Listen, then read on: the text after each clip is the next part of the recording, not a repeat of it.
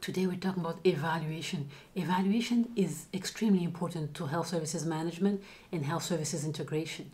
So when you look at the management cycle, where you have, when you plan, you implement, you also have to evaluate and take corrective actions accordingly. So there's a plan, do, check, and act cycle in management, where one has to plan something and then implement it and also evaluate it to see if things are working as planned. Now, why evaluate? Evaluate can help you with quality improvement, right? It tells you what needs to be improved. Also, it can help you with benchmarking. It tells you how you're doing compared to others. It can help with decision making, so whether to continue or discontinue something. Now, what are the key ingredients of a good evaluation? A good evaluation requires goals, because you're evaluating against goals. So the kind of goals that are used and that are recommended when you want to ensure good performance is what we call SMART goals. Goals that are specific, that are measurable, that are achievable, they are realistic and time bound. So if you're saying that I'd like to improve healthcare in Ontario, that's a bit of a vague goal, and one has to articulate more clearer goal, more specific goals, and so that would require determining exactly what needs to be achieved and how will it be measured. So for instance, saying that reducing hospital readmission by 10%, that's a specific goal, that's a measurable goal, and that's something that also achievable, because we're not saying reducing hospital readmission by 80%, we're saying 10%. So specific, measurable, achievable, and also it has to be time bound, because one needs to know by when does this goal has to be achieved. If there's no time limits, then the pursuit of the goal will not be something that will be facilitated. In order to facilitate the pursuit of a goal, one has to put a time limit. So achieving 10% hospital readmission rates across Ontario within 5 years, that's what we would call a SMART goal. What's the other key ingredient of a good evaluation? Is data. Data is critical. One needs data. So information systems are a very important part of evaluation. So having good information systems in place that are collecting data in a systematic manner, that's something that's critical. Also having good measures. One needs to have good measures in order to be able to evaluate a program or an initiative or a performance. And what makes for a good measure? A good measure is a measure that is actionable, that is timely, and that is cost effective.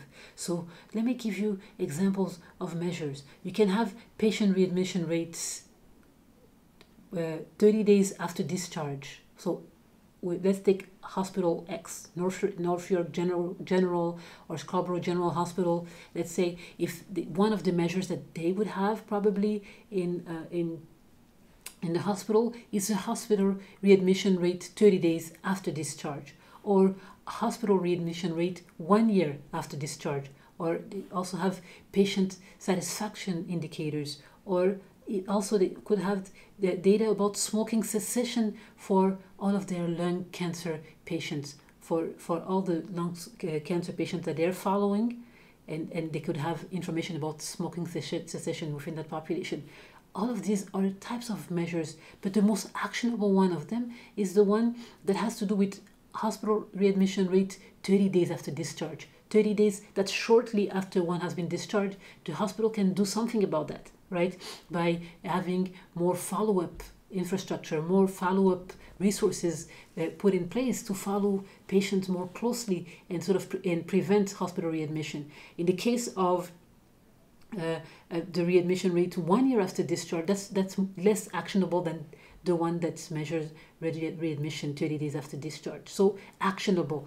Another characteristic of a good measure is timeliness, right? So if a LHIN is preparing, is planning, is doing its service delivery plans, he would need information that is readily available. For instance, if they want to evaluate particular institutions in regard to their follow-up of cancer patients, for instance, and seeing what is being done in that area. They would need, for instance, a measure like the hospital readmission. I want to stick to that example to illustrate some of the things that I say here. Now that would be more timely than a measure that has to be collected from a 10-year longitudinal study, right? So for instance, if we're looking at cancer remission rates for patients that are followed by both their oncologist and their family physician after cancer treatment, and this has to involve a longitudinal study over 10 years, that would not be very timely for the planning exercises of regional bodies like LINS and so on. So this is just to illustrate that timeliness also is important when you're thinking of developing a measure. It has to be developed in such a way that it's always ready for the decision making at the time where it's needed. Also, cost effectiveness is important. Some measures might require patient surveys, right? And that can be a costly thing, right? Because one would have to hire researchers to interview these patients. One would have to develop the questionnaire, and if we're talking about qualitative data, the data has to be there's large amounts of data, because qualitative data collection often involve open-ended questions. So it requires going through large amounts of data, finding common themes from the patient surveys, and also even administering the survey can be costly, because one would have to contact these patients, meet up with these patients, record the information, transcribe the information. All of this can be a very costly exercise.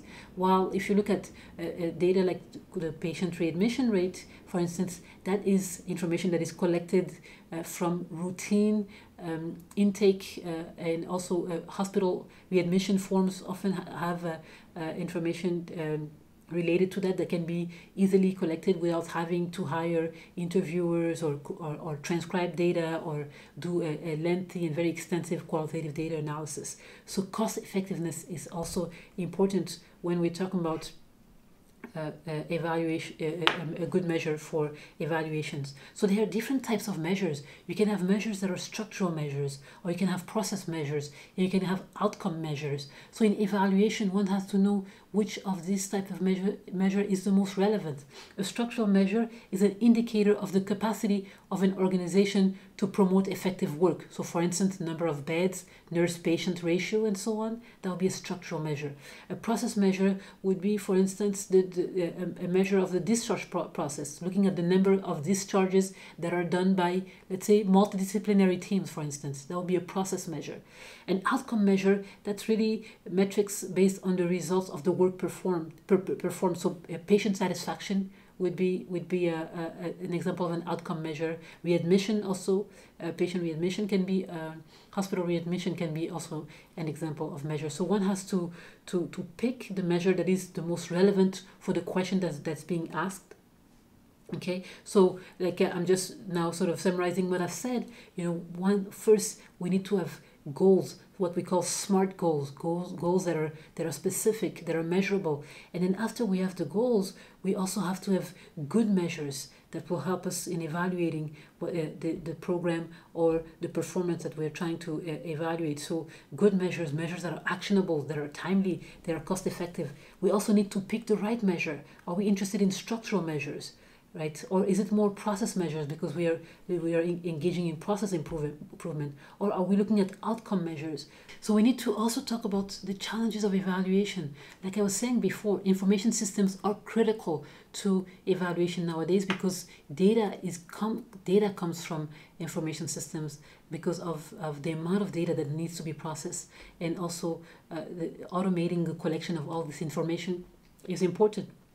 But oftentimes there's a problem of the lack of standards between different type of information systems, right? So there is the issue of interoperability. Sometimes this data and these information systems are not interoperable. So even at the level of a region or at the level of a province, oftentimes data can be collected, but it's hard to aggregate it because they haven't been collected using the same standards. So that has been a very a difficult issue. Also, having the infrastructure in place for collecting this data making it part of the organizational processes to collect data and store this data. So this is something that needs to be in place in an organization before a serious evaluation can be undertaken. Also, another problem with evaluation is the nature of measures. Oftentimes there's noise in data. There's noise in data, and there are factors that are other than care itself that are responsible for the information that is collected. So if we go back to the example of hospital readmission rates, for readmission 1 year after hospital discharge, it's hard to impute the responsibility of that to the hospital from which a patient was discharged. There could be a number of factors, personal factors, right? They could be factors related to lifestyle issues that are not directly related to the care that was provided to the patient. So noise in data and all of the factors that can sort of contribute to a certain outcomes, all of these are challenges of evaluation.